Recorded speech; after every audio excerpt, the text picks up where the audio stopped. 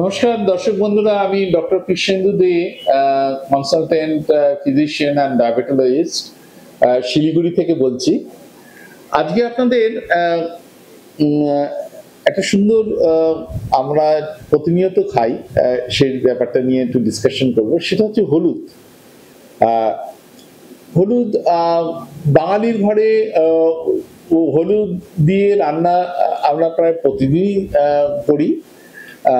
তবে আপনাদের একটা কথা বলি যে আপনারা হলুদ যদি কাঁচা অবস্থায় কিনে শুকিয়ে যদি গ্রাইন্ড করে খান তাহলে কিন্তু সেটা সবচেয়ে ভালো। কেন আজকাল বাজারে যেসব হলুদগুলো পাওয়া যাচ্ছে বা পাওয়া যায় তার মধ্যে কিন্তু প্রচুর পরিমাণে কিন্তু অ্যাডাল্টারেশন থাকে এবং নানা রকম জিনিস মিক্সচার করা থাকে, তাতে কিন্তু অনেক সময় শরীরের ক্ষতি হতে পারে। সেটা হচ্ছে হলুদ কিন্তু ভীষণ ভীষণ আমাদের দেহের পক্ষে উপকারী। তাই হলুদটা আপনি কিভাবে খাবেন সেটা হচ্ছে ওই হলুদ কিন্তু আপনি রান্নার সাথে যেরকম দিচ্ছেন সেটা খাচ্ছেন ঠিকই, বা হলুদ আপনারা এমনিও খান, কিন্তু জেনে রাখবেন যে হলুদটা আপনারা খাচ্ছেন তার 95% হলুদ কিন্তু আপনার কোনো কাজে আসে না। তার কারণ আপনি যে হলুদটা খাচ্ছেন সেটা আপনার শরীরে কিন্তু বেশিরভাগ ক্ষেত্রেই কিন্তু ঢোকে না। এই ঢোকানোর জন্য হলুদটাকে, কারণ হলুদ বেশিরভাগই যে এসেনশিয়াল কার্কুমিনস বলে যে পদার্থটা থাকে সেটা কিন্তু অ্যাবজর্পশন হয় না এবং ভেরি পুয়ার বায়োঅ্যাভেলেবিলিটি। তাহলে আপনারা এই হলুদটার অ্যাবজর্পশনটাকে কিভাবে বাড়াবেন? যে হলুদের সাথে যদি আপনি ব্ল্যাক পেপার অর্থাৎ গোলমরিচের গুঁড়ো যদি আপনি মেশান তাহলে কিন্তু হলুদের অ্যাবজর্পশন ভীষণ বেড়ে যায়। এবং আপনারা সবসময় যখন হলুদ খাবেন তার মধ্যে কিন্তু একটু গোলমরিচের গুঁড়ো মিশিয়ে নেবেন, তাতে কিন্তু হলুদের উপকারিতাটা আপনি পাবেন। নাহলে কিন্তু হলুদের উপকারিতাটা কিন্তু আপনি পাবেন না ভালো করে, এটা জেনে রাখুন। আর হলুদ আপনি বিভিন্ন ধরনের, ধরুন আমরা হলুদ এবং একটু গোলমরিচের গুঁড়ো বা একটু দুধের সঙ্গে যদি আপনি মিশিয়ে খান, এটা আমরা বলি দ্য গোল্ডেন মিল্ক। ভীষণ সুন্দর দেখতে হয়, খেতে খুব একটা খারাপ নয়। আপনি যদি রেগুলার বেসিসে খান আপনার মানে ভালোই লাগবে। প্রথম প্রথম একটু খারাপ লাগবে, পরে ভালো লাগবে। এবং আপনি যদি প্রত্যেকদিন রাত্রে ঘুমানোর আগে যদি এই টোটকাটা খান তাহলে কিন্তু আপনার খুব সুন্দর হবে। এবং হলুদ আপনি জেনে রাখবেন যে হলুদের অশেষ গুণ আছে, তার মধ্যে একটা ভীষণ ইম্পর্টেন্ট গুণ সেটা হচ্ছে আমাদের দেহে যেরকম বিভিন্ন জয়েন্টে যে প্রদাহগুলো হয়, জয়েন্টে পেইন হয়, আমাদের জয়েন্টে যে প্রদাহগুলো হয়, আমাদের মাসল পেইন হয়, মাসলে যে প্রদাহ হয়, তাতে কিন্তু হলুদ ভীষণ ভীষণ উপকারিতা আক্রমে। এবং আমি পার্সোনালি নিজে ইউজ করে দেখেছি এবং আমার পেশেন্টদেরও বলে দেখেছি, আমি ভীষণ উপকার পেয়েছি। এর সঙ্গে আদার সংমিশ্রণ করলে তো, আর রসুনের যদি সংমিশ্রণ আপনি করতে পারেন তাহলে তো আর কোনো কথাই নেই। আর এই কার্কুমিনের আরেকটা গুণ হচ্ছে আমাদের ব্রেইনের উপর, দেখবেন আপনারা আজকালকার দিনে প্রায় শুনে থাকবেন ডিমেনশিয়া বলে একটা টার্মিনোলজিটা আছে, যে ডিমেনশিয়া কিন্তু আজকালকার দিনে কিন্তু প্রচুর পরিমাণে বেড়ে গেছে। অর্থাৎ ডিমেনশিয়ার বাংলা কথা হচ্ছে কিন্তু বুদ্ধিভ্রংশ। বয়সের সাথে সাথে হয় কি আমাদের ব্রেন শুকিয়ে যায় এবং ব্রেনের ফাংশন ঠিক মতন করে কাজ করতে পারে না, ফলে সহজে ভুলে যাওয়া, বিহেভিয়ারাল অ্যাবনর্মালিটি, ডিপ্রেশন, এবং রাস্তায় বেরিয়ে বাড়ি ভুলে গেলেন, পথ ভুলে গেলেন, উল্টোপাল্টা কথা বললেন, কোথায় কি জিনিস রাখছেন ঠিক মতন করে খেয়াল করতে পারছেন না, এইসব ডিমেনশিয়ার এগুলোর লক্ষণ। এবং এই কার্কুমিন করে কি আমাদের ভেতরে যে যে ব্রেইন ডিরাইভ নিউরোট্রপিক ফ্যাক্টর বলে একটা ফ্যাক্টর রিলিজ হয়, এই ফ্যাক্টরটাকে কিন্তু বাড়িয়ে দেয়। এই ফ্যাক্টরটাকে বাড়িয়ে দিলে হয় কি আমাদের যে হিপোক্যাম্পাস, যেখানে যে মেমোরি ফাংশন, যেখানে আমাদের এই মেমোরি অর্থাৎ স্মরণশীলতাটা আমাদের প্রসেস হয়, তার অ্যাক্টিভিটি কিন্তু অনেক বাড়িয়ে দেয়, ব্রেন সেলের অ্যাক্টিভিটি অনেক বাড়িয়ে দেয়। ফলে আপনার ডিপ্রেশন কম হবে, আপনার কগনিটিভ ফাংশনসের অনেক ইমপ্রুভমেন্ট হবে, আপনার ফ্রন্টাল লোব, আমাদের ফ্রন্টাল লোব যে আছে, ফ্রন্টাল লোব সতেজতা বাড়বে, আপনার মধ্যে অ্যালার্টনেস বাড়বে, এগুলো কিন্তু বাড়ে। আরেকটা হচ্ছে কি কার্কুমিন আরেকটা ব্রেনের উপর খুব ইম্পর্টেন্ট অ্যাকশনস আছে, যে M A O B meow B বলে একটা মনোঅ্যামাইন অক্সিডেজ বি বলে একটা কেমিক্যালস আছে, যেটা আমাদের শরীরে রিলিজ হয়। এবং এই শরীরে রিলিজ হলে হয় কি, এরা আমাদের ব্রেনের ভিতরে যে নিউরো ট্রান্সমিটার্স গুলো রিলিজ হয়, নিউরনস গুলো যে কাজ করে, যে নিউরো ট্রান্সমিটার গুলো রিলিজ হয়, তাদেরকে কিন্তু নষ্ট করে দেয়, তা খেয়ে ফেলে।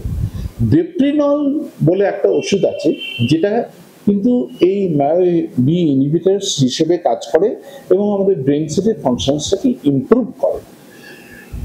আপনারা জানলে অবাক হয়ে যাবেন যে আমাদের হলুদের মধ্যে যে কার্কুমিন আছে, এই কার্কুমিন কিন্তু ন্যাচারাল MAO-B ইনহিবিটরস, অর্থাৎ এই ডেপ্রিনল যে ওষুধ আছে সেই ওষুধের মতনই কাজ করে।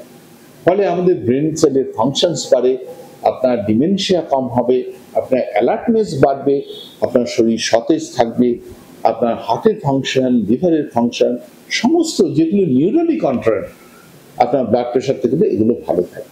কাজে হলুদ কিন্তু ভীষণ উপকারী, এটা আপনি জেনে রাখবেন।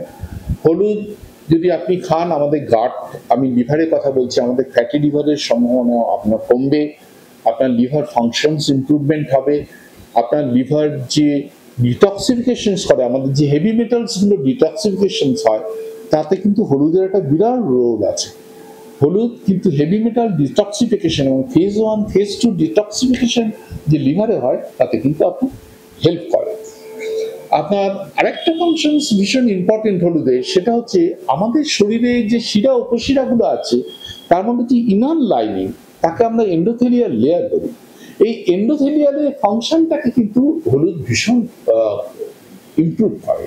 ফলে হয় কি, আপনার এই যে শিরা উপশিরা যদি ইনার লেয়ারটা ভালো থাকে, তাহলে আপনার ভেতরে স্ট্রোক, হার্ট অ্যাটাক, এগুলোর ইনসিডেন্স কিন্তু অনেক কমে যাবে। আপনি শুধুই স্ট্যাটিন খেলেন, আপনি কোলেস্টেরলের ওষুধ খেলেন, তাতে কিন্তু কোনো কাজ হবে না। আপনার শিরা যদি ঠিক না থাকে, আপনি হাজার কোলেস্টেরলের ওষুধ খেয়েও কিন্তু হার্ট অ্যাটাক বন্ধ করতে পারবেন না, হবেই। আপনি স্ট্রোক বন্ধ করতে পারবেন না, হবেই। কাজেই প্রাথমিক উদ্দেশ্য হলো যে আমাদের ভেতরে যে শিরা আছে, সেই শিরাতে যাতে কোনো ইনফ্লামেশন না হয়, শিরাটা যাতে সতেজ থাকে, ভালো থাকে, তার দিকে নজর দেওয়া। যেমন ওমেগা 3 ফ্যাটি অ্যাসিড কন্টেনিং যে ফুড প্রোডাক্টস গুলো আছে, যেমন chia seeds, avocado, flax seeds, তারপর ধরুন অলিভ অয়েল, তার সাথে এই হলুদ, রসুন, এগুলো ন্যাচারাল ব্লাড থিনার হিসেবে কাজ করে। এগুলো ভীষণ ভীষণ উপকারী। ভগবানই আপনাদের দিয়ে দিয়েছে ওষুধ, সেই ওষুধগুলো খাওয়ার চেষ্টা করবেন। শুধু মেডিসিন, কেমিক্যাল মেডিসিনস এর উপর কিন্তু ডিপেন্ড করবেন না। হলুদ আমাদের চোখের পক্ষে খুব ভালো। আমাদের যে স্কিন, আমাদের স্কিন উজ্জ্বল করে। আপনি বেশি ফর্সা হবেন, হ্যাঁ, এটাও মনে রাখবেন, আপনার স্কিন উজ্জ্বল হবে, আপনার স্কিন পরিষ্কার হবে, হ্যাঁ। এইরকম হাজার গুণে আপনার হলুদ কিন্তু আপনার উপকারী। কাজেই হলুদ অবশ্যই খাবেন। তবে আপনারা সবসময় বাজার থেকে যে হলুদগুলো নেবেন, তাতে দেখে নেবেন যে তার মধ্যে অ্যাডাল্টারেশন যাতে না থাকে।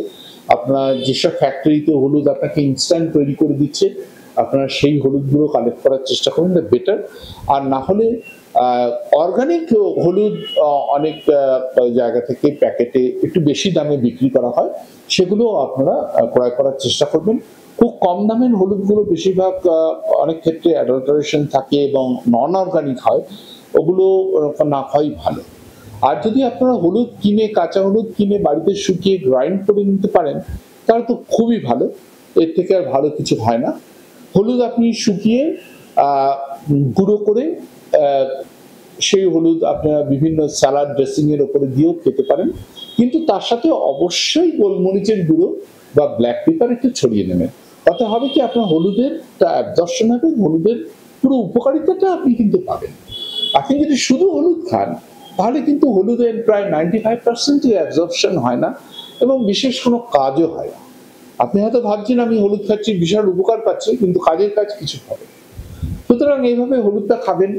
আমাদের বাঙালিদের রান্নার একটা প্রধান অঙ্গ হলুদ। মাছের ঝোলে একটু হলুদ না দিলে রং হলো না, তরকারিতে একটু হলুদ না হলে রং হলো না, হ্যাঁ। বিরিয়ানি যখন রান্না করবেন, কালার এজেন্ট গুলো দেবেন না, হলুদের জলটা দেবেন। হলুদের জল দিলেও হয়, কালার এজেন্টের মধ্যে প্রচুর হেভি মেটেরিয়ালস এবং বিভিন্ন টক্সিক মেটেরিয়ালস গুলো থাকে।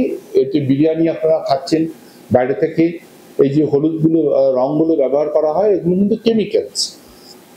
কিন্তু আমরা বিশেষ করে আমি যখন বিরিয়ানি করি বাড়িতে তখন কিন্তু আমি হলুদই ব্যবহার করি, আমি কেমিক্যালস গুলো ব্যবহার করি। সুতরাং এইভাবে হলুদ ব্যবহার করবেন এবং হলুদের অশেষ উপকারিতা আপনারা যদি এইভাবে ফলো করেন হলুদের পুরো উপকারটা আপনারা কিন্তু পাবেন এবং প্রতিদিন হলুদ খাবেন। নমস্কার।